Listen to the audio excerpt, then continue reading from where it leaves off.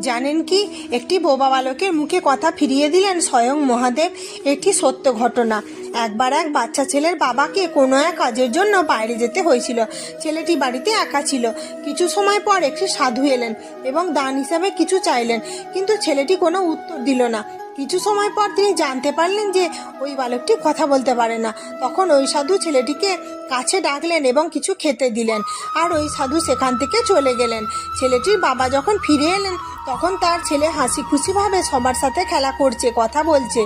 তিনি খুব খুশি হলেন। তিনি ছেলেকে জিজ্ঞাসা করলেন যে আমি চলে যাওয়ার পর কি হয়েছিল। ছেলেটি তখন সব কথা বলল। তখন ছেলেটির বাবা দৌড়ে ওই সাধুকে খুঁজতে বেরোলেন, কিন্তু উনি ওই সাধুকে খুঁজে পেলেন না। কিন্তু পথে একটি মহাদেবের মূর্তি কুড়িয়ে পেলেন। তখন তিনি বুঝে গেলেন যে মহাদেবী তার ছেলের মুখে হাসি ফুটিয়েছে।